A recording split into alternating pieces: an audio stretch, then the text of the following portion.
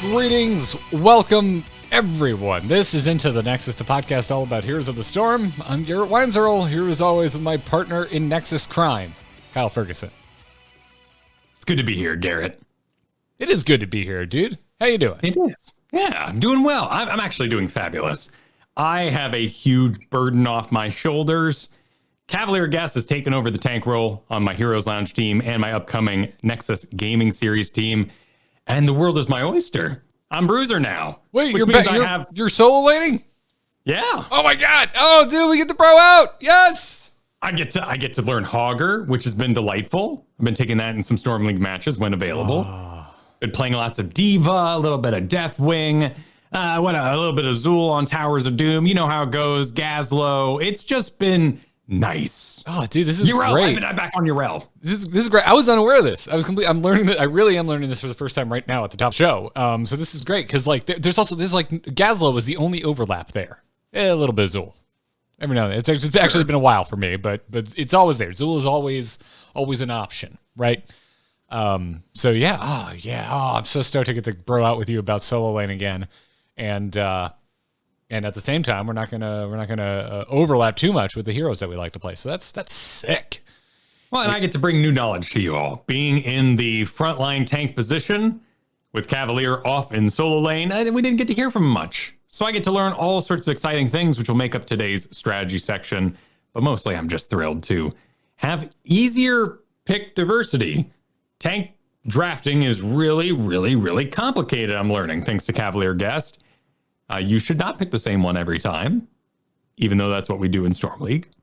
There's actually a lot of tank draftability. It's just that you have to go last if you want to draft like that. And tanks never pick last because people just want tanks on the team already. Sick.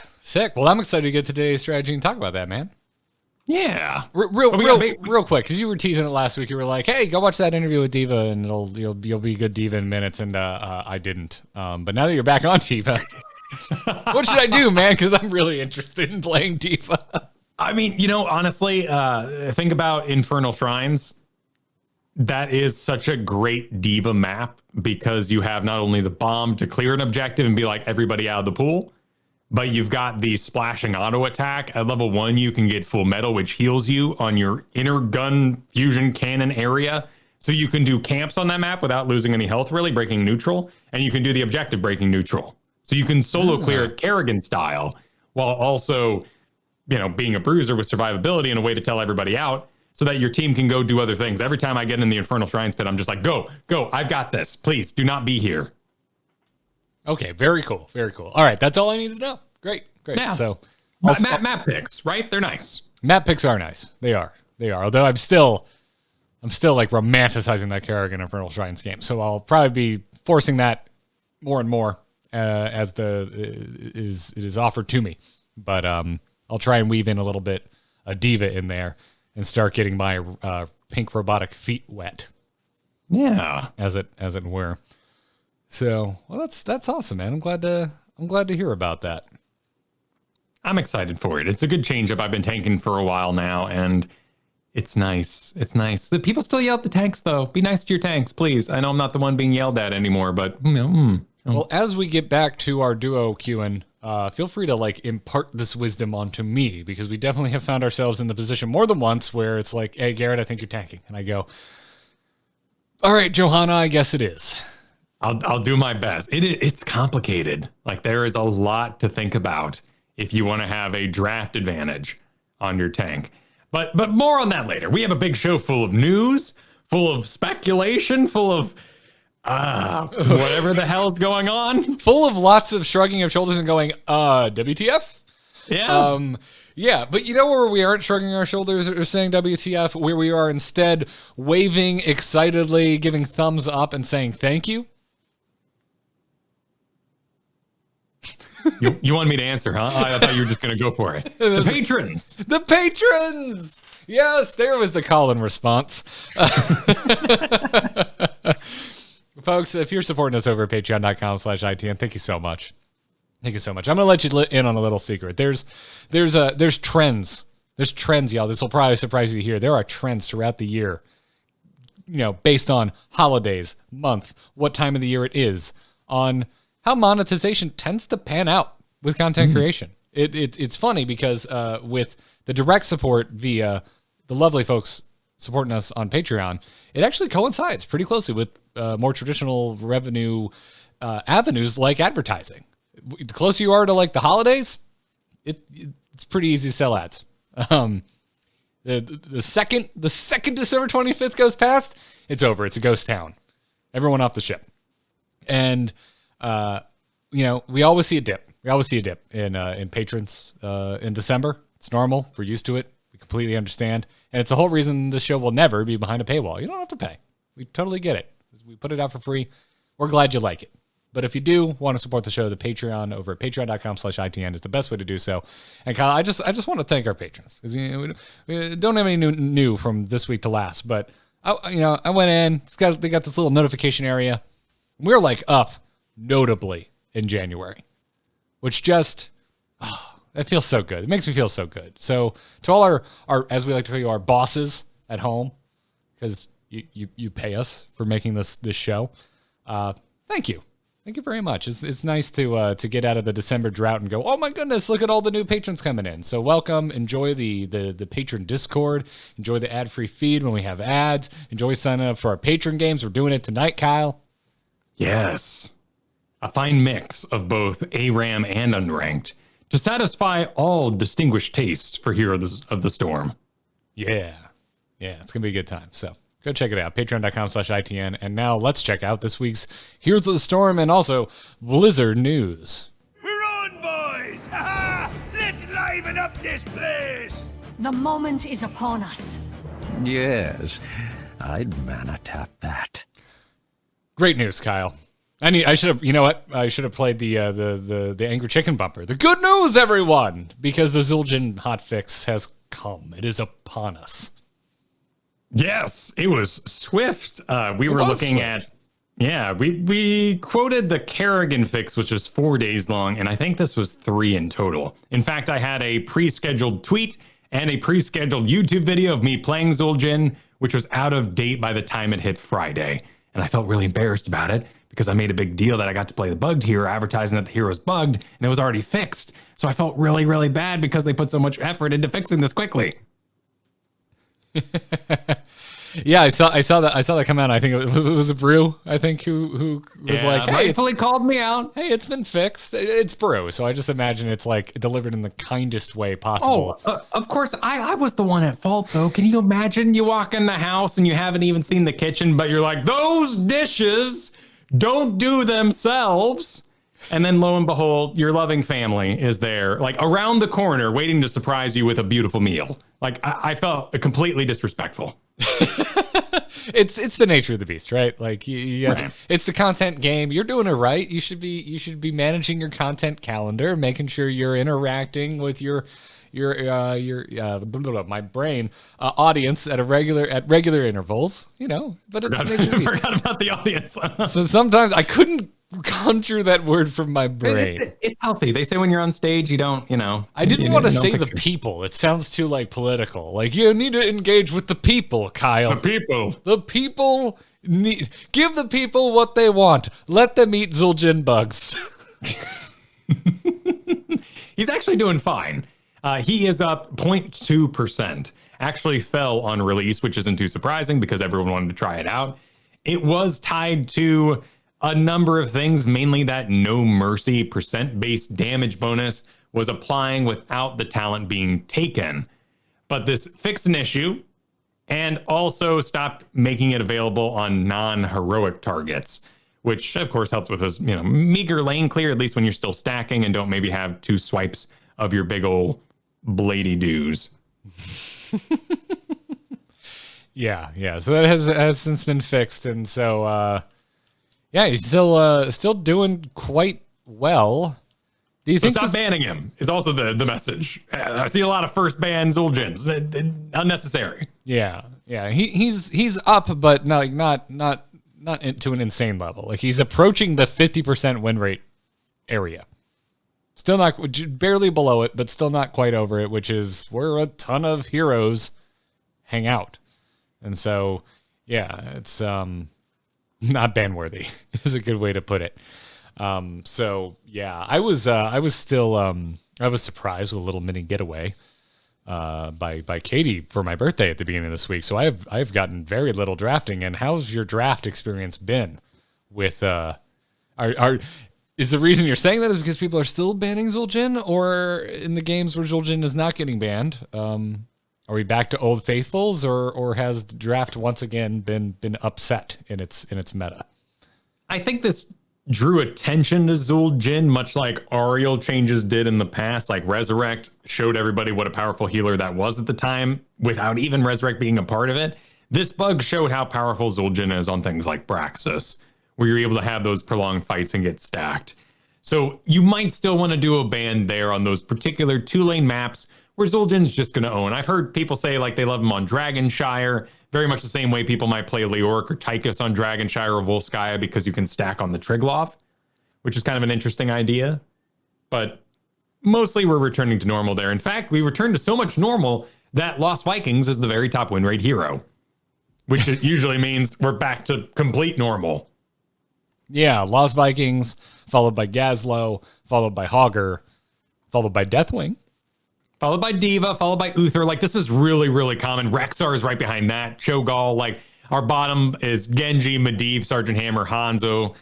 This is a pretty standard meta again. And ultimately, for the shakeups that may have happened last week, there aren't a lot of them. But that's because it was a balance patch, as we kind of talked about there. Yeah, it had impacted the draft. So, yeah, what are we back to throwing drafts Chromie's way? Is that where we've landed? Lots of Chromies. I do think that Imperious might be the new puzzle there. He is down a lot. And that feels like a tournament play situation, very much like our Genjis and whatnot. Imperious has been taken too far for perhaps our home games, but anyone who understands what Imperious can do in the main tank role thinks he's fine. They're just making mistakes on their survivability because of the change in the amount of shielding they have. Yeah, it's funny you mentioned that, because I really do think of that as like the Abathur slot is kind of where it's categorized in my brain, because Abathur has historically over the course of heroes kind of been that hero that, maybe once you send past gold, you start maybe considering banning him because you don't want to deal with him, even though Abathur has basically for all of Heroes of the Storm on aggregate sites like Hotslogs had a low win rate.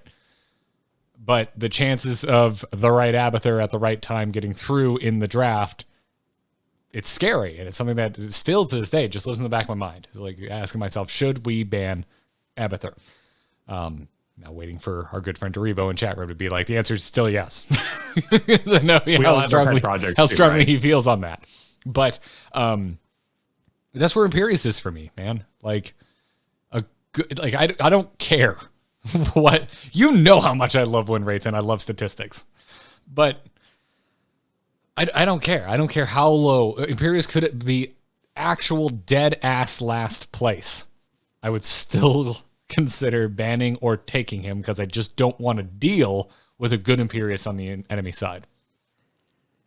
Yeah, same thing goes for things like Cassia still receiving bans. The chance of damage throughput completing a team there is just too high.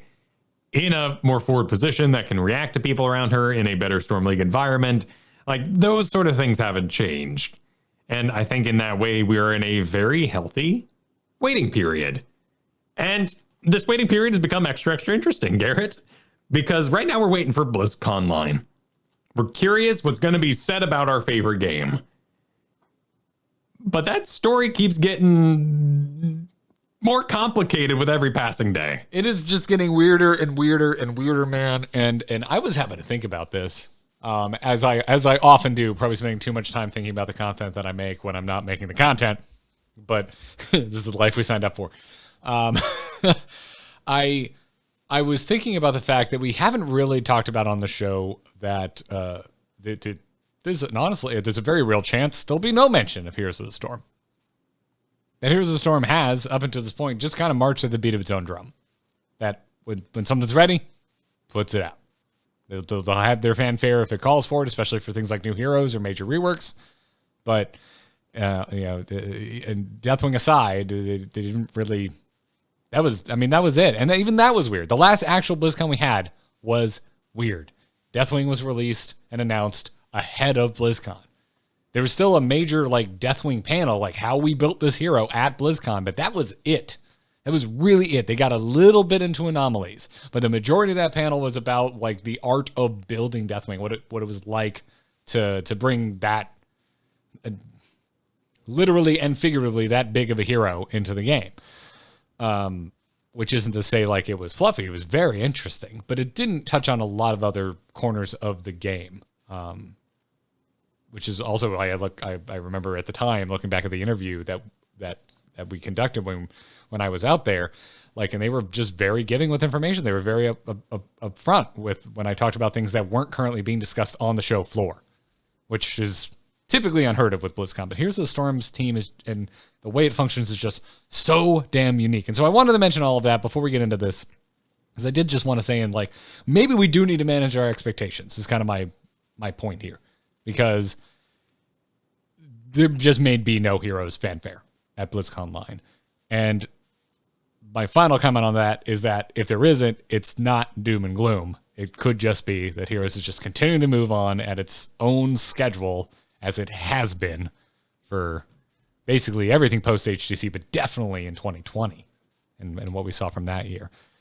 But I wanted to get it out of the way, Kyle, because now it's time to talk about the fact that last week, during the show, as a matter of fact, news broke that Vicarious Visions had been absorbed, essentially, by Activision Blizzard.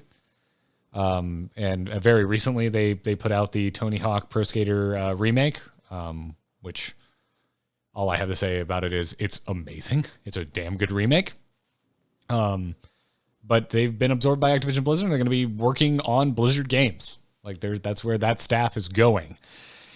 And this wouldn't seem like it would have any impact on Heroes of the Storm news, but hey, Kyle, you remember how we get kind of sweaty and start yelling, sometimes in excitement, sometimes in fear, about Blizzard Entertainment games anytime a gentleman by the name of Jason Schreier writes an article about anything involving Activision Blizzard? It can set some pretty big waves. Yes. What happened? Well, Jason Schreier wrote an article on you can find it over on Bloomberg right now, about the Vicarious Visions kind of absorption into Blizzard, and also the end of Team 1, ? Which is the Heroes team. But this also, has gone through a number of lives, though. Yes, but also the StarCraft team, but also Yes. the Warcraft 3 Reforged team. Right. And also apparently at some point absorbed the Classics team, which the Classics team was its own standalone team for a long while that put out the StarCraft Brood War remake. Mm-hmm. And I had wrongfully assumed were still their own standalone team and had put out Warcraft 3 Reforged, but apparently at some point they were merged with Team 1, and technically Warcraft 3 Reforged was put out by Team 1. Okay, let's work through these steps a little bit. Because first of all, this article for Heroes of the Storm fans came out with an error. When it originally launched, it said that the team was gone that worked on Heroes of the Storm. And then later went back and changed the statement to Blizzard slowed down development support for Heroes of the Storm in 2018. So with that change, we went from, wait, Heroes is dissolved, we just got a patch. What happened? To, oh, we already knew this. No new information for Heroes. Sort of. The thing that's strange is that the news seems to still be that Team 1, like, as a moniker, is no more. And so where does that leave the Heroes team? And to me, my gut is telling me, because we're not getting direct answers from anywhere. Blizzard hasn't put out a statement correcting this, or clarifying any of this. But after reading this and the fact that like Team 1 is dissolved and yet we still got a Heroes patch just last week, it seems like, well, the Heroes team is still very much around and still very much making the game. Do they have a new name? Is it some weird autonomous amalgamation of Blizzard talent that are technically now tied to other games, but get to moonlight on the side with their Heroes of the Storm? Like, how does this work? To me, I'm like, now I'm just, to me, it's a question of almost like corporate/team structure. I doubt the Heroes team is confused about what they're doing, though. They're working on Heroes. I'm not sure. I found this amazing. I'm not sure we were calling into question that the Heroes. I don't think anyone's accusing the Heroes team of being confused of where they stand. I am sure they very much know where they stand. There's just the weird thing. No official about statement. This article. Yeah, is that you're sitting there. You put out this big old patch, and days following after you hustle and bustle to get a bug fix done after fixing other multiple bug fixes that have been around for a while and stopping play in tournaments, even like things like Tychus's grenade doing dot damage, dismounting you. They get all that cleaned up. They put out a big old content patch in the form of balance. And the next day they're told they don't exist. And you gotta be sitting there scratching your head being like, what? It's a little bit of insanity. So let's work this back a little bit. Let's go even further back. Not terribly far back, though, because this is October 15th, 2020. So Warcraft 3, as you may have noticed, did not perform very well.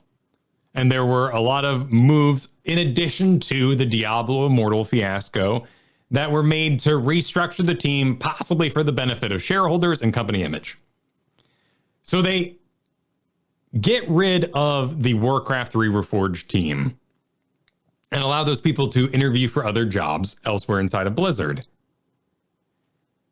Vicarious Visions comes in with a big back catalog of very well-received remakes, like Crash Bandicoot and Tony Hawk Pro Skater more recently. And of course, like all those insane ports and remakes or re-releases, what have you, of things like Guitar Hero over the years. They also had some Spider-Man and stuff like that. Like, it's a pretty prestigious group that's been working with Activision for a very long time. The Classics team was said to be working on Diablo 2, the remake. And here comes this infusion of talent, really, really good at making remakes, that's going to take that spot. Meanwhile, Team 1 loses everything that kind of made it Team 1 in terms of the original team, why it was called Team 1. You know, not only Dustin Browder, but the many, many individuals who made up the classic team as we knew it. And so I believe, hopefully, you know, this will be somehow supported in a BlizzConline statement. I don't need it to be real crunchy. You don't gotta tell me like employee numbers or how your structure works, but it seems like the Heroes team is chugging along. They are left to their own devices, and in my imagining, that sounds like the way video games should be made, right? Like there may be a basement, but it's not a bad basement. Like, this is where creativity happens. Not under the rigid structures. To a certain degree, but there's also like the reality of where we are now in the studio consumer relationship. Right? Like, I don't necessarily disagree with you, and as someone who also likes to just disappear for a while and tinker on things, I like being left alone at times, but there comes a time where you do need to put your stuff out into the world, and in at least the video game industry, that has evolved into a very public back and forth relationship between the players and the people that make the game.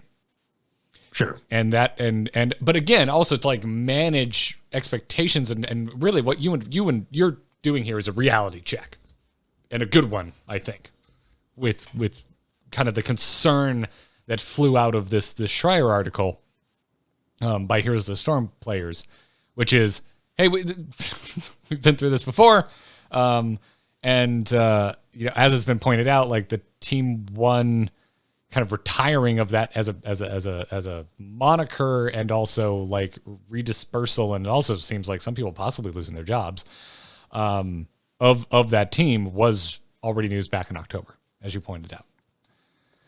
And that came, I believe, on like the same day as when they said StarCraft 2 was officially entering maintenance mode, right? Right. So, big concern there for StarCraft 2. But if you were hoping for new content, it sounds like it is just not coming. But we've had new content since then for Heroes of the Storm. We just got some last week. Right. Things that were very relevant to our Christmas meta as well. And that's where I dispel any fears that this has all been pre-planned. If there is another hero at BlizzCon line, it was made 2 years ago. No, like we're constantly seeing iteration and new ideas in these patches, in the way that they're even making the skins and stuff for this game are evolving. And we see references. Like, tell me you didn't get a tiger with sunglasses and a king hat back when Tiger King was the big talking point. That wasn't made in 2018. Yeah. We've hit a point where I just don't. Yeah, I don't pay a lot of credence to that either. Plus we get to talk to the developers sometimes. We've talked to both AZ and Brew, and we know that they're like actively working on things. We know AZ Jackson didn't just have years of balance updates in his head, and they're just slowly releasing them over a long period of time. I bet there's a part of AZ Jackson that's like, boy, I wish that was true. It sounds relaxing. We know Brew has been working on new assets as well as other artists on the team. So, there is all that. So yeah, there's just a huge reality check with this. But again, my brain goes, like, I skipped past all of that from like a dramatic sense and was just like, all right, well, are you just officially known as the Heroes of the Storm team now? And I know it's not the most important thing in the world, but it is the kind of thing that I find fascinating. And that's where my questions go. It's just like, how do you exist now? Because, as a long fan of Blizzard games and also the people that make them, we're used to the team and the number designation. That's how it's worked for a really long time. And so, how does it work now? I would like an answer to that, but there doesn't seem to be one. Well, and I want a special title for our darling devs, right? I want to know that they get a cool name on the wall. Can we just make it Darling Devs? Darling Devs, the Darlings? The Darling Dev Team? Yeah. We're Team Darlings. DDD? Darling Dev. Let's see. Team. Darn. Yeah. Not the best at spelling, you see. Yeah.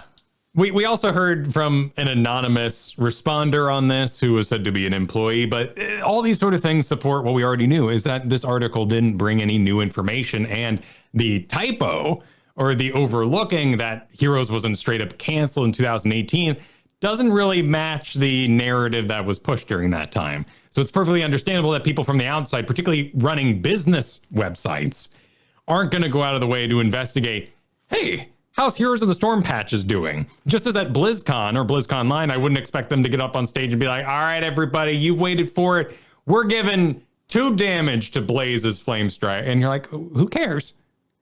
This is your your advertisement to the wider audience. You don't do balance patches at BlizzCon. Right. It's not... I always imagine, like, could pyrotechnics accompany this announcement? And that's how I gauge whether or not it's possible it's going to happen at BlizzCon. And to be fair, the first thing I did when they announced the Sammy rework was I ran up to the interview room and started asking around to see if he would be instant killed by towers anymore. So some of us are excited about this sort of thing. But I'm not saying that you and I don't want pyrotechnics for patch notes, but I think about the strategy of like the BlizzCon brand as a whole, and I try to put myself in their shoes and go, yeah, I don't think that team would think patch notes deserve the Rockstar treatment. Right. So, and yeah, I think there's a lot of competition. You got Diablo 4, you got whatever's happening with Overwatch 2, which has felt very quiet. You got betas going out for Diablo Immortal, and probably this announcement of maybe perhaps whatever Visions is working on. Who did Power Rangers Time Force? No, I mean, actually, this is a really impressive. Weren't they the ones with the eyeball crawling around back in the day? You're thinking of Neversoft. Oh, I'm thinking of Neversoft. Yeah, that was weird. They were dissolved, I believe, back in 2014. And so I don't quite know. I don't know the whole story. I'm not a historian on that, but Yeah, in fact, in the remake of Tony Hawk, one of the levels is like a museum to Neversoft's legacy. Oh, that's sweet of them. Yeah, it's a real nice touch. It's a weird, like, reverence for the Tony Hawk games present in that remake that I just like was not expecting. But yeah, like it's if you can't tell, it's kindled a bit of fandom in me that I kind of forgot was there. Tony Hawk games were a really big part of my childhood. Well, I agree with you there because it showed the amount of self-control that company had to not insert modern elements. And there are egregious ones like crazy loot box sort of whatevers, but just the fact that they were willing to make a game that didn't step with the toes of its predecessor. Right. Yeah. No, you're absolutely right. I don't know. I don't want to make this about Tony Hawk. I just really like that game. So I am so easy to send off on a Tony Hawk remake tangent. But to bring it back around, this is just strange. I think overall, like any concern wasn't really warranted. And honestly, I got to say, like, hats off to the community as a whole. Not ours, not just Into the Nexuses. Like, the stuff I saw on the Heroes of the Storm Reddit, like, people were quick to point out, like, hey, we're good. Game's still going strong. And as a matter of fact, there's we got a link in the show notes to a post that went up let's see, it's the Heroes of the Storm development team still exists despite the dismantlement of the classic team, which got a lot of traction in the subreddit, and also included unattributed quotes to someone from the Heroes of the Storm team, which are very in line with what the entire conversation that you and I just had, and also kind of what this Reddit thread was putting forward. I am going to read the quotes here, though, because we're not sure who this came from. I have my suspicions. Sure. But it says, quote, "We're fine. We're okay. Thanks for asking. I have no idea what's going on out there. We're just making cool things for you." And then went on to say in reaction to the Shire piece, quote, "All I know is that the people who are on the Heroes team are trying to make the coolest stuff for you, and a bunch of people want to say we don't exist. So I don't know. You can listen to whatever you want, I guess. I mean, if you're paying attention, we just put out a balance patch and we fixed the bug that was pretty rough for some players. We did it in a couple of days, so there has to be enough people to be able to do that, right?" Which is, yeah, that pretty much sums up, I think, both you and my thoughts on this matter. Because we were talking a little bit, outside of the show with this, which is just like, what's going on? Why is this article even registering on people's on radars? And Shire brings a lot of, I think, weight to anything Blizzard related the man writes about, because past articles have proven to basically be true when it comes to leaks and inside information into the inner workings of Blizzard and everything that kind of went with that. So yeah, and I'm not even like, I don't know, I don't want to sound like I'm like coming down on the guy here, because I think kind of just I interpret the initial like miswriting about the state of Heroes of the Storm as just like, that wasn't the point of the article. And probably not a lot of time and care went into, having a better understanding of where Heroes of the Storm is now at the beginning of 2021. And so to me, I just go, yeah, I can totally see how that would happen. And to my knowledge, Shire was pretty quick to fix that once it was pointed out in the comments of the article. I think it was the comments. Maybe it was a tweet. No, it was the comment. It was a fan of Heroes of the Storm being like, hey, you might know better than I, but we just received a balance patch. We're now 2 years after that point. Is this true? Yeah. And it's all this comes back around to like, that's a really good example of why, like, I still give a care about Heroes, is like, even here, like it just, to me, it kind of carries on a legacy of why I liked Blizzard games enough to start making content about them that has really been chipped away at in recent years. Like Heroes still to me feels like old school Blizzard, like made by the types of people that love, grew up loving the games that I love. Like it just kind of has that sauce. It has that DNA. It has that blood coursing through its veins. Because they're done with StarCraft 2. It Warcraft 3 is not getting any major updates and hasn't had any major updates in a while. And Overwatch has slowed down and all of these things where I'm just like, I'm used to Blizzard games having maybe a longer tail outside of World of Warcraft. That's its own beast. And Heroes still does. Despite all of the hardships that the game has faced, like it is still supported and very frequently. Well, and this is, of course, the serious dive for serious people who want their games populated and fears associated with the population and Smurfs and everything else. We can see this stuff, these articles released, as very dangerous to the health of our game.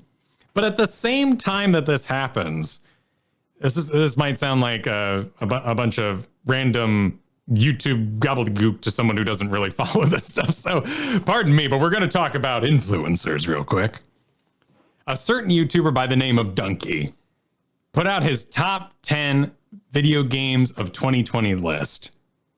And at number 10, these are all video games he enjoyed in the previous year.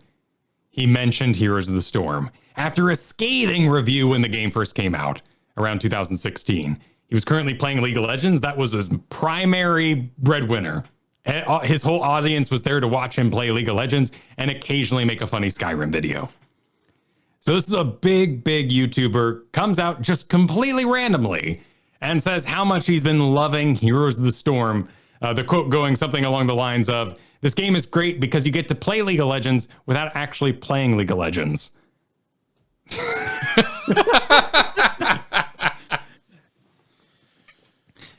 I guess I agree with Donkey, even though I've barely interfaced with League of Legends and was cussed out and immediately never tried the game again. So this led to an influx of players investigating the game for the very first time. And Reddit was full of, hey, first time here, is this game alive? Hey, first time here, and how do I play? Hey, first time here, is Deathwing broken? What the hell? What were they thinking? And we're all like, no, zombie wall. Like, it's fine. You just got to think in other ways. Even quotes like, it's not the most complex MOBA. It's not the most competitive MOBA, but it is the fun one. And he quoted things like Murky and Cho'Gall and all these different heroes that make the game more unique than its competitors. And it was really interesting for me because Donkey's someone I watch every week. I grew up, sometimes you say I grew up with somebody. Here it's more like I grew up alongside Donkey because he was a kid when I first started watching him. I watched his funny screaming League of Legends videos. And then slowly over time, they became more crafted and more like a red letter media kind of thing where there's jokes, but there's also actual comment and dialogue. And I like that. Granted, it's still a lot of wackadoo. Look at you. I had just assumed like Kyle Fergusson had never turned on YouTube in his life. I didn't know you had creators you were a fan of. Oh, no, I follow a couple. I have my connoisseur YouTube. I like my Curious Droid, who does like space videos about like rockets and stuff. There's a lot of really good content creators out there. Plus, you may not know this. I had a kid, and you end up being trapped on the couch sometime while the kid sleeps. So, watching YouTube, like originally I was like, mobile game. Who would ever play a mobile game? And then my son falls asleep on me. I'm like, oh yeah, mobile games. This is great. I'm surviving. I'm a gamer. Yeah, that's awesome, man. Yeah, I haven't. I'm personally not familiar, but that's great. It's a personal opinion I've had with Heroes. Clearly, I've liked it the whole time. To more or less degrees. Depending on metas and all the minutia I don't want to get lost in, but the kind of redeemed game has been an arc we've seen a lot of different titles take in recent years, right? Like the biggest one I think of that comes to my mind is Star Wars Battlefront 2. Because you want to talk about if everyone is like still thinking about like how middling to negative the release of Warcraft 3 Reforged was, I would like to point you to Exhibit A, the big daddy of pissing the world off, which was Battlefront 2 at launch. And it's like pay to win loot box situation. It was a nightmare. It made everyone mad. And and then it made an about face. Like it gutted that entire system out of the game.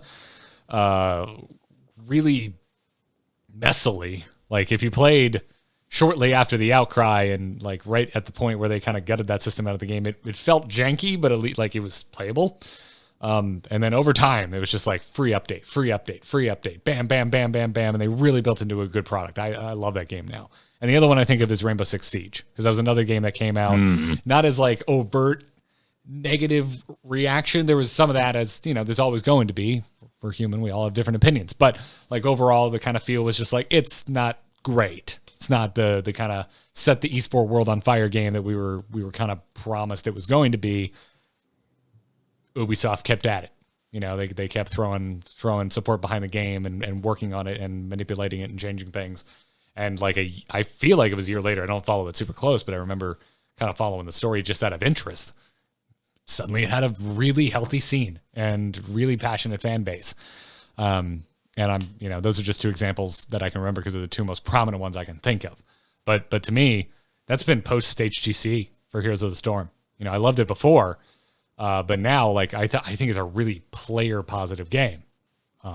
It's hard not to look at the way the shift in balance philosophy has occurred in this game over its post, official esports life, and I go, this sure seems tailored to us playing it at home and giving us like the most fun experience.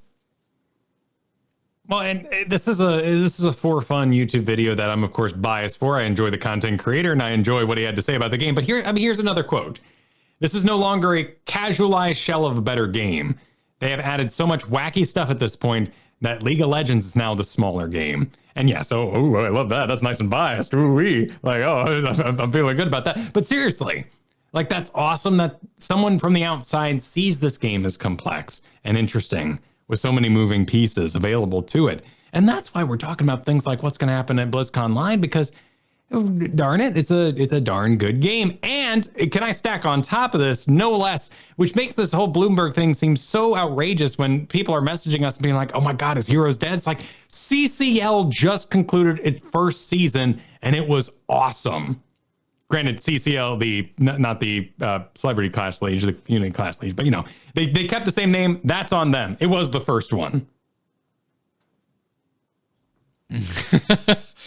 Yes. Yeah. And season 2's been announced. Yeah, for spring, no less. So it's not that long of a waiting period. Yeah. I was wondering if like, was it going to be a once a year thing? We're going to wait, which would have been in a certain way a bummer, but also something I have asked for before, which was like, oh, it would have been. I kind of get overwhelmed by esports. I follow having multiple seasons in a year. I kind of like the traditional sports model of having a season once a year and kind of getting to miss it before it comes back. At the same time, boy, is it nice having I almost said Hearthstone Heroes esports back. So I don't know. There's some. Well, and let me tell you a little bit about the prize pool over there, Garrett, because it went from 28,000 to 41,000 because of watcher donations, because of bits, because of subs, because of straight up donations that happened during that show. That's impressive. It was a darn good show too. The top team walked away with nearly $9,000 spread amongst them. That was the spoiler alert. Spoiler alert. Okay, Simplicity versus Wildheart was a bit of an RPG. Simplicity was a little over leveled for their final engagement with the final boss, but so goes esports sometimes. Yeah, that's its own thing, and not like I don't know. Like I'm just so stoked that it worked, and like overall, it was a really positive, really entertaining, really well put together experience. That like my thought is like that's kind of just the problem with loser brackets, but I don't want to get into it. Like it's not where my focus is right now. Hey, Kyle, we're not out of the weird what the hell is happening area we've existed in for the majority of this show. What is going on with the Heroes Esports account on Twitter? Oh, they said something. It necroed itself. Yeah. So back when we had Udall online, that week, someone got in there and started following a bunch of the organizers and various team leads across the CCL. And then they made a statement on that very Twitter congratulating the champions. It's a simple thing, but it got people talking and excited. Yeah, it's how much do you think this is going to be? We're actually going to see like any sort of somewhat regular anything out of the Heroes Esports account, or maybe finally leading towards some sort of, maybe we get something back on a launcher one day. All right. Maybe some sort of cross promotion. Or here's your other option, Kyle. Did somebody just like find the password and it's like, what's the worst they could do? They're not going to fire me over this. That's where my mind is, but I don't want to dismiss that because as someone who does a little social media content themselves, it takes work. If nothing else, of just logging in and typing something up and making sure your theirs are the correct there, so Twitter doesn't descend on you. And you got to remember your YRE theirs and be careful out there. Oh, this took effort. Someone on the team said, "I can do it," and put in the time. So I wouldn't expect anything outrageous, but the fact that it was updated does speak to an observation made by one of the devs that things are lively right now and people want to see that team acknowledge it, take the lead in some way. Yeah. I don't know. God, my brain just goes so many places. Like I wonder if there's like a degree of autonomy because like it feels like there's a freedom to the way the Heroes of the Storm team conducts itself. At the same time, I wonder if like that is maintained through not making something overburdening certain things, like this Twitter account, for example, with some sort of like official blessing. And if that were pursued, if that kind of degree of freedom that we've become somewhat used to from the Heroes team, if that would be jeopardized in some way. I'm basing that off nothing but just like, I wonder, because the way, like the whole Heroes team's like public persona and outreach is pretty unique from the other Blizzard games out there.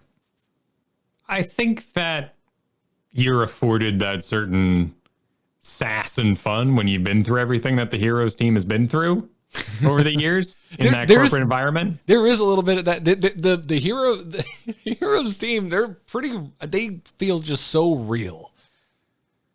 And to me, it's like, it's the difference between Wolverine movies and X-Men movies. Every time there's a new X-Men movie, everyone's like, what of the actors? Oh, what will the story they tell be? Will it be true and honest to the Phoenix saga? Wolverine movies come out and we're all like, hell yeah. unless it's Origins, but yes. I just want to see Hugh Jackman with his shirt off, running around getting in trouble. Yep. You can make as many YouTube essays as you want, and I'll probably watch them, about how Fox just screwed the pooch with tying their X-Men universe together. You're right, they did. Also, I don't care. Wolverine movies are fun, and so is Deadpool. That's all I want. Hellboy movies too. Like, they're not great, but like nobody's sassing them for being pieces of art. God, I love Hellboy too. I love the Golden Army. I love the that Golden movie Army's so really solid. much. That is such a fun movie. Gah. Oh, the Golden Army is just like that's my fantasy aesthetic. Like that's the that's the tabletop RPG I want to play. Well, it's got all the fun of Del Toro without the depression, which what's the movie Pan's Labyrinth? Oh my goodness, it's oppressive. I don't have fun watching that movie. Oh, I can have fun watching that movie because the fantastical elements are so good that they actually. Wow, you're really sending me off here, Kyle. I'm trying to keep it on Heroes, I promise. Oh no, man! I watch those movies and like, man, I'm sad now. I'm not talking about messages or anything. I'm talking about my own weight of my heart when I watch. You're right. There's a lot of that movie that's hard to watch, but the fantastical elements are so well done and so well executed that it lets me forget about that for a bit, which I think is a weirdly well executed theme of the movie as a whole. Well said. So yeah, I will die on the Pan's Labyrinth Hill. That movie's amazing. It's a masterpiece in my opinion. But as is Heroes of the Storm, I will shoehorn a segue in somehow. But yeah, it's just what a weird week of Heroes sub news. I don't even know what to call this. I don't know how to categorize the what the hell is going ons that we just went through with the Shire article and everything that came out of it. But yeah, it's just made me think about the team because I'm curious about what their official status is, and also has made me kind of reflect on how much I like that it feels like they're off the leash somewhat, and have been, I think, again post HGC. It affords you a freedom, yeah, and Heroes will continue to be tied in as maybe a punching bag isn't the right word, but it is being used for these articles as support of a fall of Blizzard, which it's a really weird world, man. You got announcements coming out of BioWare saying they're working on stuff that would normally get me excited.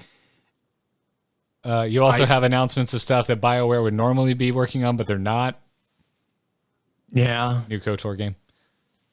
Yeah, that's a weird one. Yeah. It's just, Heroes being this touchstone in wider video game journalism for like a major, catalyst and a major historical point for the kind of downturn of modern Blizzard entertainment. I don't think it's wrong. I wouldn't argue that that's a misrepresentation. But I think if you're listening to this show, if you're a fan of Heroes of the Storm and you still play this game, and I feel like every 3 to 4 months we come back around to this, we don't care. We've been through it before. We're on the other side. And so I think you can you can dwell on that and you can let it be a negative thing. And I think to a certain degree, you have a social responsibility to think of things like massive layoffs and whatnot and hold, Activision Blizzard's corporate feet to the fire on that and don't let that go and keep reminding them of it. But on the other hand, as a player base that just wants to enjoy a game, you can look at the bright side of it, which is we are still here and this game is still here and the updates are still coming. And all of that is only true because we have still decided to just say, this is the game we like and we're just going to keep playing it. Like Heroes is around because of the Heroes community and because of the team that's behind it. And it's a damn passionate team.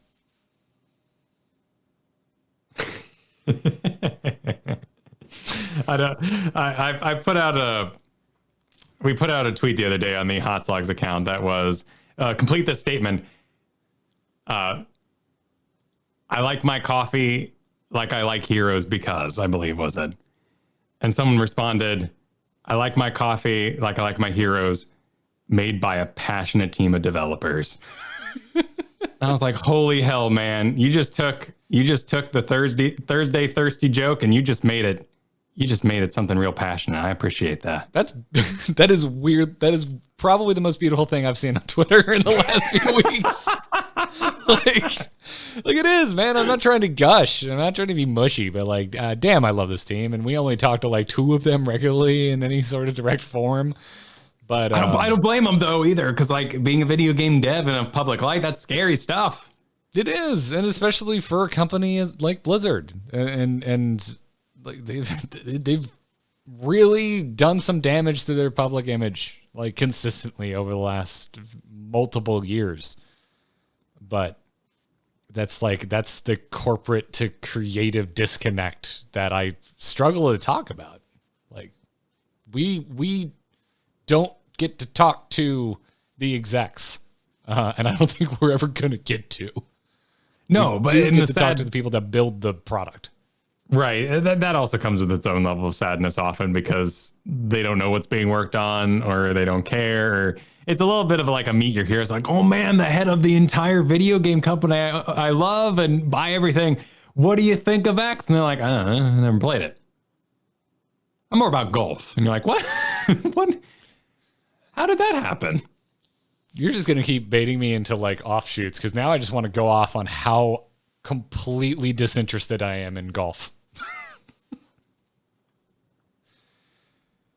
It's for me, it's like the poster child of boring interests. And I'm like, I'm not trying to, like, y'all, if you're listening at home and you love golf, you love golf. I'm stoked that you have a joy in your life. But to me, it's just like, I don't get it. I don't get it. There are a few things in this world I get less than golf. Ask a golfer to describe how they play different in the weather. And it basically sounds like someone drafting for a map in Heroes. Well, like, now, oh man! And now you want to set me off on how listening to pretty much anyone talk about a subject that they are passionate about is something I find fascinating. Yeah, there you go. You don't make fun of the swing thing because that's what they always hear. You know, the courses are different, sure, but like get something kind of nuanced in there that they can really geek out on. Fair, but I don't even know how to wrap this up, man. Like, where do we put a bow on this? I'm happy. But I still have questions. Yes, and eyes are on BlizzConline. And whether they say something or not, it'll all be very weighted because that'll be our time with that team. And frankly, I'm excited. I'm letting myself have a little bit of excitement. Granted, I've been wrong quite a few times recently. Cyberpunk, Anthem, I keep letting myself get excited, but there's a lot of trust there. I keep getting messages from people, by the way, listeners of this very program saying, hey, you both have PCs. The Cyberpunk version for PC is actually pretty decent. That's what I'm hearing too. And I've got a list going right now. So I'm currently on Hades, everybody. I still haven't but I'm being spoiler free. Hang on. There was a certain form thing that really messed me up and I'm taking a while because I got to go through it all again. You know what I mean? It's Hades. Once I'm done with Hades, Monster Train. Monster Train's next on the list. All right. I've got a tight schedule. And I beat my games, or at least feel like I've completed them before we move on. And then after that, Cyberpunk. I'm a horrible, dirty AAA game player. I just wrapped up Miles Morales, and Assassin's Creed Valhalla was on sale, so that's next. At least you're completing things, right? It's been a while. It's been a while since I've completed anything, because even the Blizzard games they just keep going. And they keep me away from the completable story-based games. Well, if you're lacking a transition here, I've got one for you. It's time for strategies. Choose a talent. Choose a talent. Talent? Ah, that seems generous. Don't reveal our plans to our foes. I mean it. Not a word. So once we're done with the Hades strategy, what do you want to talk about? Oh, yeah, my sweet Hades strategy where I have no idea what's going on because I refuse to look up anything and have it ruined for myself. Right way to play it, in my opinion. Right way to play it, in my opinion. Dude, why would I wouldn't possibly stream a game I like. Wait, hang on, I stream Heroes. No. I wouldn't stream a game that can be ruined for me by internet something or others telling me that all I got to do is go to the shop and like trade something for this other thing and spec for this one thing. No. It's a single player game. It's about discovery. When other people get involved, other people can get involved. But what about when people tell you to trade tank for bruiser? That I have my walls. Yeah, this is something that I have to attribute and praise Cavalier Guest for, because we had him on this show, and we were really more about like getting information from him, talking about him, introducing him. In general, first guest visit. If we were to go deeper and really talk to him about like what's playing on a team with Kyle like. I am an angry learner.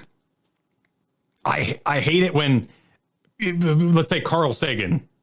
Oh man, he's like, to understand the universe first, you must in order to make an apple pie, you must first invent the universe. I'm furious. What a waste of my time. How dare you? I hate it when people try to answer questions by going to other statements first and trying to work back to it. But they do it all the time in documentaries. It's very common. It drives me nuts. You're watching Carl Sagan. That's probably I needed a slightly less heady example because I just go, yeah, it's Carl Sagan. What were you expecting? Sure. I like my answers very direct first, and then we get to the reasons why afterwards. And Cavalier Guest does an awesome job for this. So this strategy section is from Cavalier Guest. These are things I've learned from Cavalier Guest after I've now switched to him being in tank and me in the off lane. And that bruiser question you had is all about drafting. You can run melee assassins like Maiev as tanks, but it's all about the draft you have. And a lot of times that might be double support.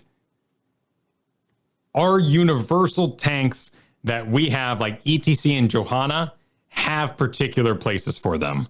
Johanna's a little easier because you got that lane clear thing going on. You also, in things like Heroes Lounge and Nexus Gaming Series, have a lot of counter drafting because most tanks only play ETC, Johanna, or Garrosh. So by taking one of those early, you might actually steal one of their bests. But everything else is dependent entirely on how that draft works. Variants, taunt variants are perfectly fine. Tyraels, perfectly fine. But it all is about everything that led up to that moment. And that seems very obvious, but it is stupid complex. Solo lane is way easier. Who's your opponent? Is there a Zeratul? There's someone who has a chance of rotating on you. Those two things make up your binary, and your personal skill make up your binary decision as to what you're going to pick in addition to the map. But tank drafting is all about everything. It's the map, it's the whole enemy team, it's your whole team. And we are always last picking our tanks, and we're getting some really interesting ones picked out. Okay.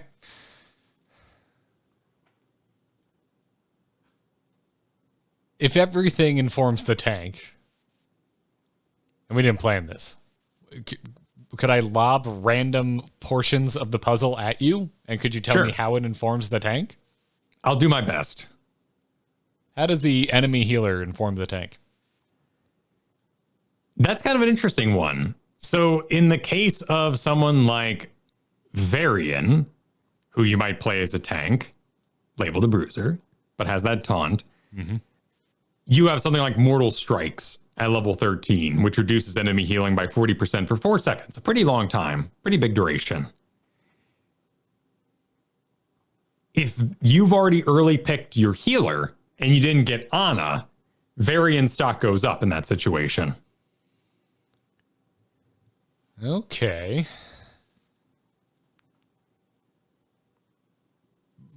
So how much of understood or presumed hero quality goes out the window when considering the tank? How do you mean? Well, you just led with Varian, which I would put pretty low on the quality scale. Okay. And I would assume, I'm trying to speak generally here, that a decent amount of other players would also put Varian fairly low on the quality scale. Definitely. But like we have these meta beliefs, for better or for worse, about good tanks versus bad tanks.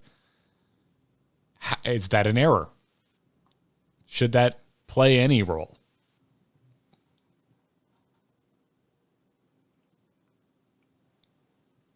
The biggest shock there for me is just how early we draft tanks in Storm League. How few options most of us have. In fact, I would even go as far as to say most people playing Diablo don't probably play very good tanks, and I'll include myself in that.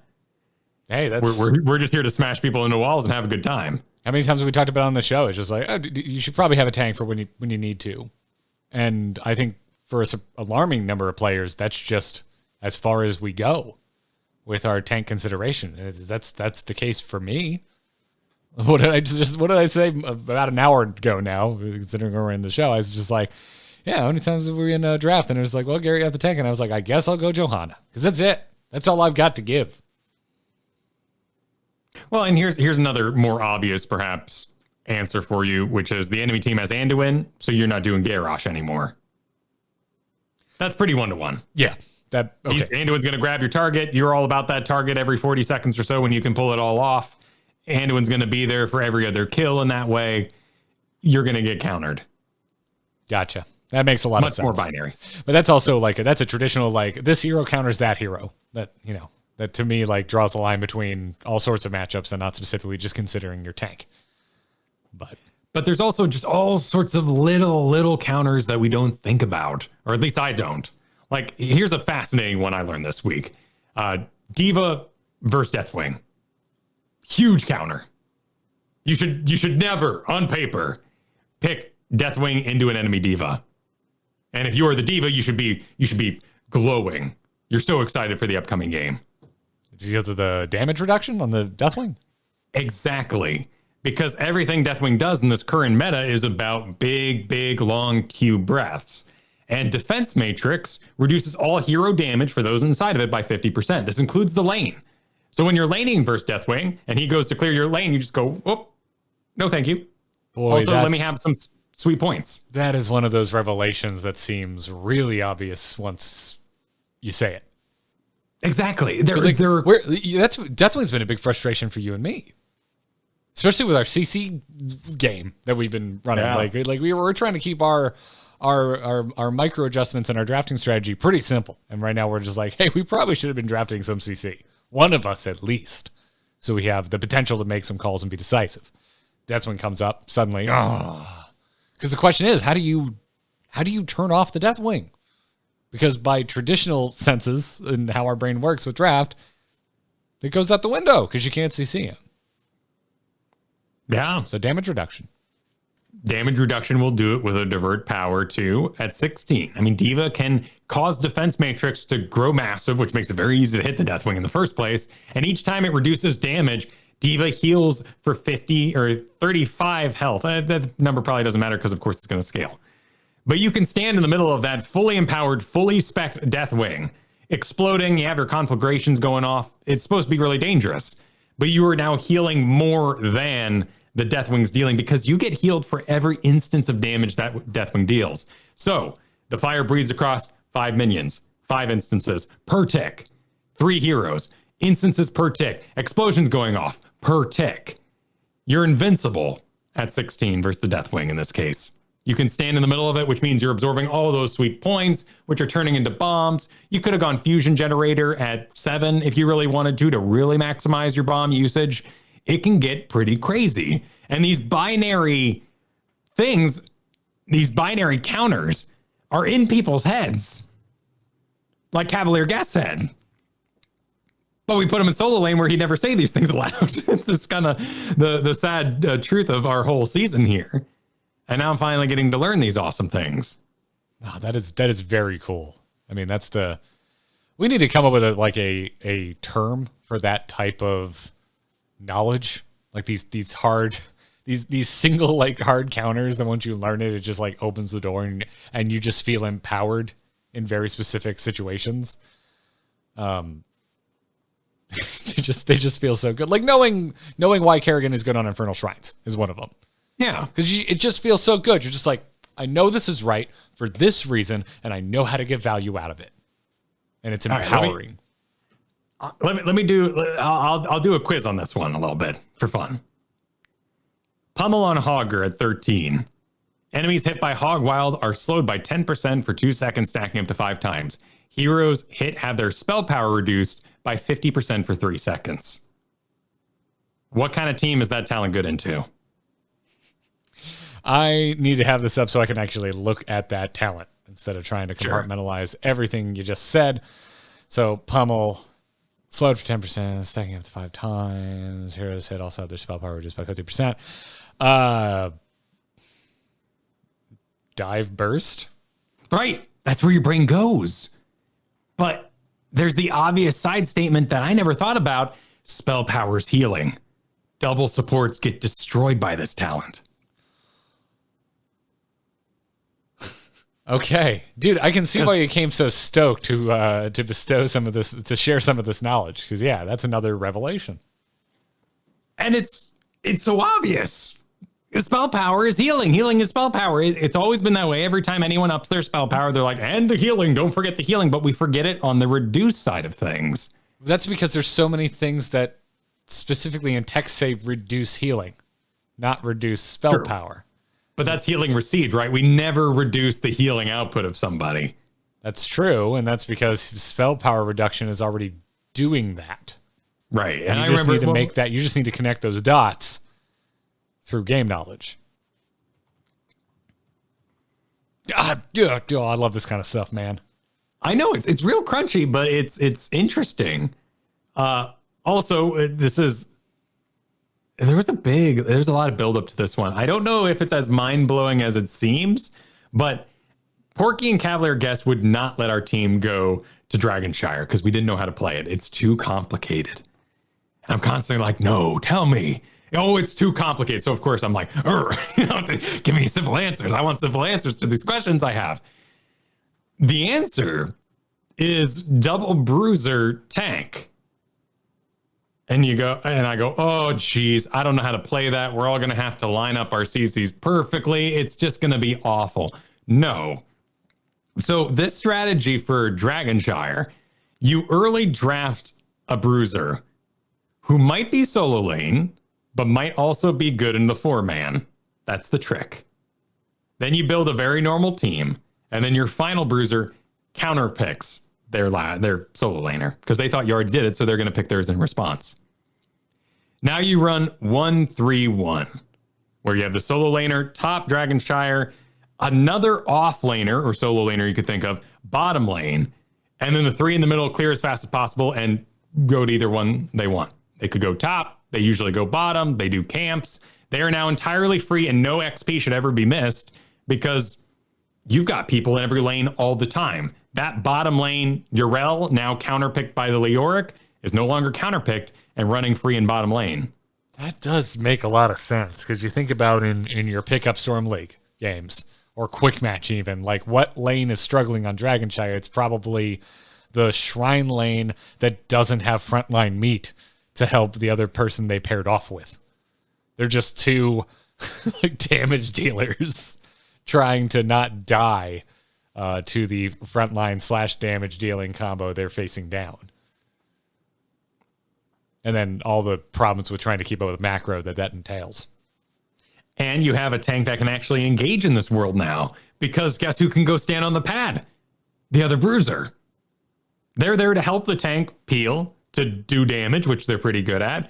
But should the 3-man that's rotating around take too many hits, now you've got Yrel, now you've got Gazla, whoever it may be, sitting on that pad while you've had middle control pushed out, and being pushed out means you have access to the dragon. No minions are going to hit you during that. They have to walk all the way through their gate, getting hit by their own minions, getting dismounted until they can reach you. It is complicated. It's a relatively simple, I think, tee up, but there's a lot you need to execute on there. It's difficult in that both bruisers will never leave their lanes, and they're usually the ones that do the soaking. So the whole time I was like, mid, I gotta go mid. And he's like, stop it. That's not your job right now. Your job is to sit bottom and soak every bit of XP there is. How would you get this going in Storm League? That's really tough too, because you draft 3 melee and people are going to get pretty upset about it.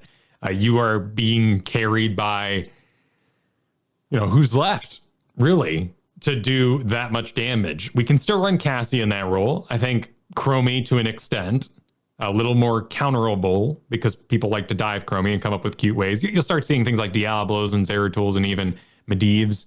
If you pick an early Chromie that's going to do all that. Greymane has some trouble. He can't always do the best DPS unless he can go in, and there's all this melee clog now. We've really reduced the number of heroes that can do that solo assassin job, which has made this drafting all the more difficult, and I think more toxic when we look at something like Storm League. Okay. Yeah, that makes a lot of sense. I like that you've been framing a lot of this too, and kind of how this knowledge now makes you raise your eyebrow to a lot of traditions in solo drafting. I got another one for you there too. Because of this, the tank is free to actually scout. And that's a huge problem with tanks in Storm League. When are they going to scout? They're too busy manning a 4-man rotation because they've got 2 backliners behind them. They need to be in front all the time, like directly in front of them. So they actually clear. You're leading the marching band, essentially. Yeah. Yeah. Like, So, and in that analogy, imagine the guy with the stick just like runs into a nearby building real quick to check if they have something on sale. like, is there a way we could coming their way? Is there a way we can start to change that like in our home games in that way though? Like, could a little bit of communication go a long way? If you were a tank at the beginning, could you just say, "Hey, when we go for the rotate, I'm going to stick my face in some bushes.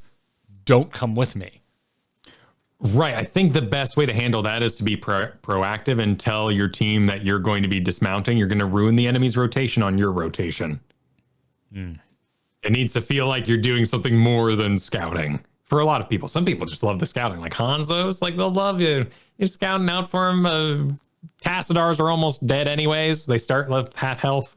You know, they'll love you for it. And that's the kind of thing that doesn't require like extra explanation. You're just going to see the Hanzo make good on the scouting you just did, and you're going to be like, okay, cool. This Hanzo is down to play. But something else to think about here, because of this prevalence and discovery of double bruiser still running with a tank, double soak is going out of style a little bit, because that's too much on one hero to do. If they die for any reason, it is way too expensive. And we're not talking about like being dumb, like pushing past the center of the map. You got caught. There you messed up. I'm talking about suddenly a 3-man being where you didn't expect it to be. They were stalking you and you had no reason to think they would otherwise.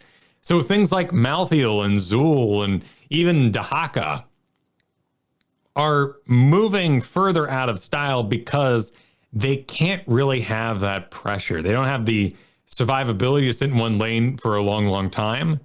And they don't have the team fight necessary to bring the numbers that empower that Cassia.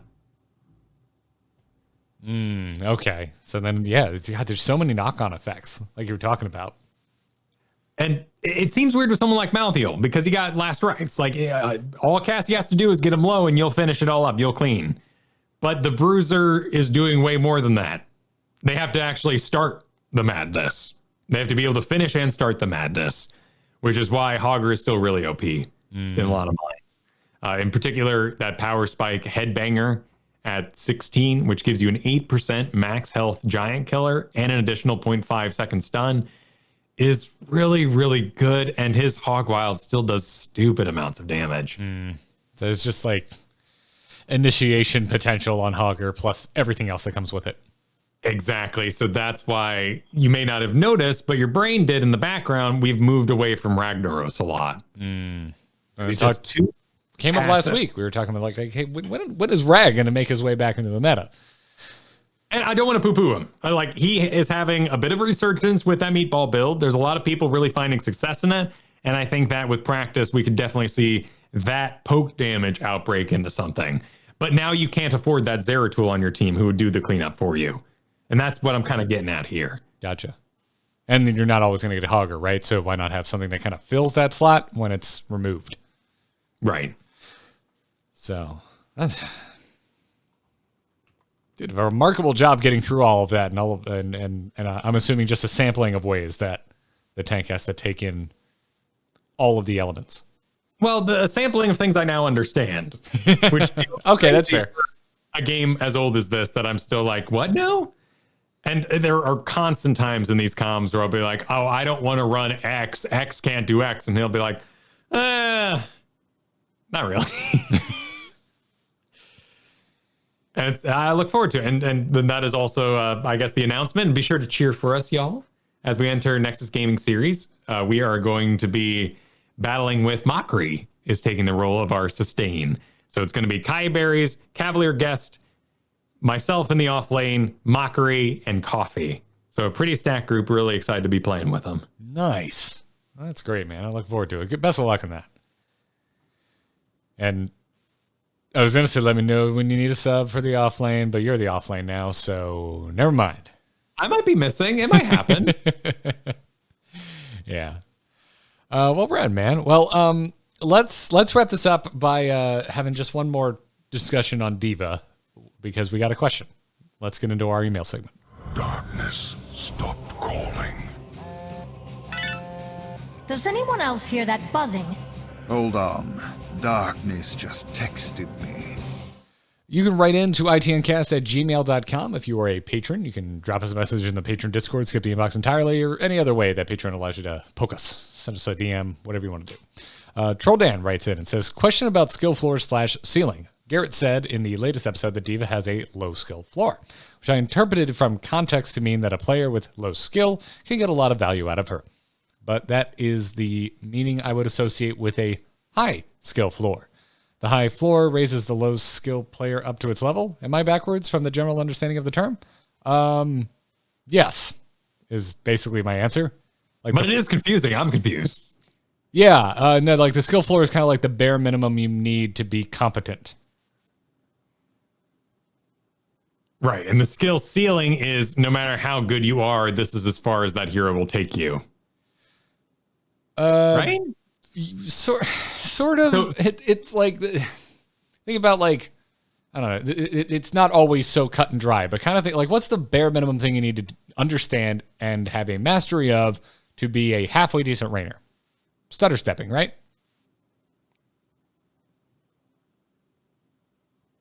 But, yep. Sorry, I left you going on another rhetorical. I'm sorry. Sorry. No. I was seeing if you would say that. I mean, hell, honestly, if you're a relatively new player, I would say just knowing when to stand and fight as Rainer is maybe the skill floor for Rainer and being decent.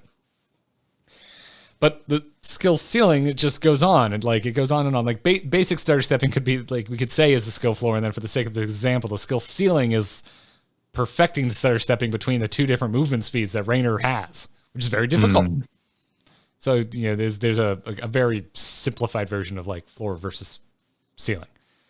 And you can have a high and a low both, right? Like the distance between the two can be the starting distance. Like you could have a high skill floor or a low skill floor, right? Like trying to think of a good example of a hero that has a really high skill floor. That means it's just difficult to get on board in the first place. Lost Vikings comes to mind. Okay. To be effective Lost Vikings at a minimum level, it's going to be difficult to even achieve like a basic mastery of this. Well, mastery is a bad term. A basic control of that hero. So that would be a high skill floor, because even once you just get past microwing through 3 units, there's all of the nuance between them, and that's your skill ceiling. Right. So would we say Lily has a low skill ceiling? Yeah, I'm sure. We're trying to talk generally. I'm sure we'll have some Lily's disagree with us on that. But yeah, I would say in general, I would say Lily's a good example of having kind of low skill floor, low skill ceiling. It's easy to get on board, and I think you don't have to spend as many hours to get a lot more value and mastery out of Lily. And maybe the high would be someone like Whitemane. Yeah. Where it's very particular to your certain situations and cast times. That's another really good example of a high skill floor and a high skill ceiling. Interesting. Yeah. And again, this is like my personal interpretation. But yeah, I'm confident in my understanding of skill floor, meaning like kind of the basics to get on the ride. You must be this tall. Yes, you must be to ride Thunder Mountain. You must be this coordinated to play Diva, and I don't think you need to be too coordinated.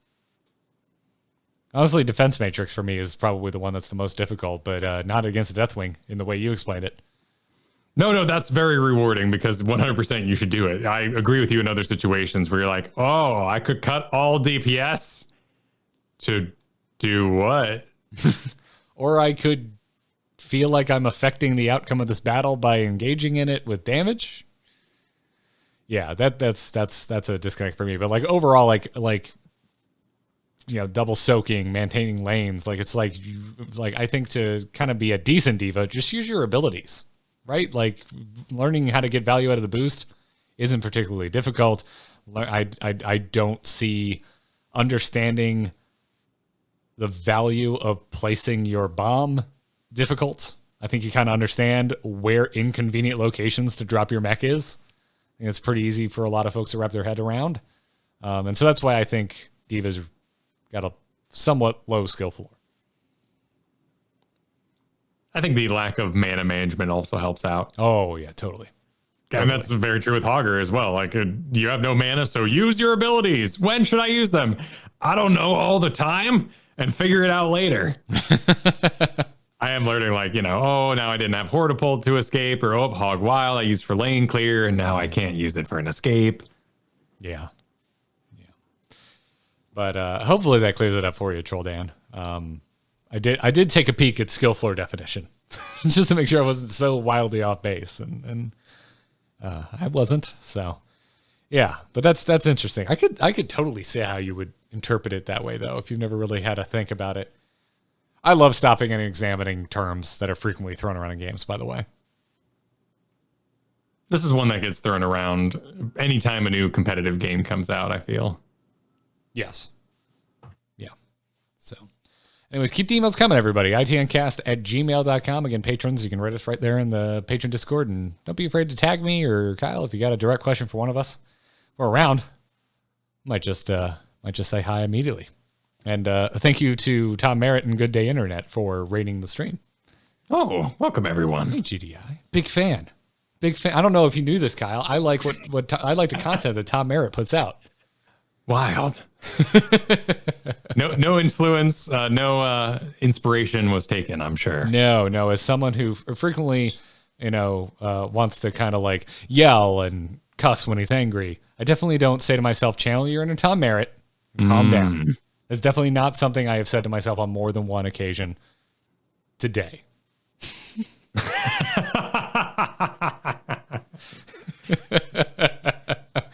So welcome, good day, Internet. We are wrapping up this here podcast, but thanks for hanging, and thank you everybody at home for listening to this new episode of Into the Nexus. If you like this podcast, you want to support us, patreon.com/ITN is the best way to do so. We've got perks for you over there, like access to our patron-only Discord, ad-free versions of the show when we have ads, sign up for our monthly game nights, all kinds of awesome stuff. Go check it out. Again, it's patreon.com/ITN. Extra super special thank you to our producers as well. So thank you to Declan H, Cheesy Bob, Chris K, Mike C, and Sean B. Thank you so much for your support. If you want to catch us live, we are on twitch.tv/amovetv every Thursday. Follow @TAC Podcast for going live notifications. We try and keep it around 3 p.m., but if today was any indication, that doesn't always happen. So follow ITN Cast for going live notifications. Kyle, this isn't the only show you do, though. Where can everyone find the content you're making outside of ITN? Oh, I gotta choose, but you can find everything I do over at KyleFergusson.com. 2 S's in Fergusson. Just completed the newest season of DM Gives Inspiration, the Learn to Play D&D podcast for 5th edition. Be sure to check that out. Lots of different topics over there. Learn to play Dungeons & Dragons. It's a good game, and you should be a DM because it's the best role. That was season 7 of that show. So there are now some 70 episodes you can check out all about different topics and how to improve your game in that game. That's awesome, man. Dude, I can't express to you how much I miss tabletop role playing. It's good. It's a void right now. And Katie got into Warhammer mini painting, and I'm just like, hobbies, physical hobbies. Want them. I'm hearing nonstop recommendations to check out something called Dungeon World. So I'm definitely going to be doing that coming up here too. I've heard it's like more RP than D&D, less combat, or at least combat snappier, faster. Okay. I'll look into that. I haven't heard about it, but I don't make content in the tabletop world, so yeah. Anyways, what you're looking for. Cool. Well, folks, if you're looking for the other worlds I do frequent, you can follow me on Twitter @GarrettArt. Find me tweeting over there. And this podcast and every single other one that I produce can be found over at amove.tv. I just put up a brand new episode of WoW Killer this morning. No Angry Chicken went out yesterday. All of that, amove.tv. Go check it out. Lots of other gaming content over there. Eventually, we'll have a new Let's Talk About Star Wars. So go check that out. That's going to wrap it up for this episode of Into the Nexus. Thank you again so much for everyone for listening, for tuning in, however you get the show. We're grateful for you tuning in. And until next time, good luck and have fun. Take care.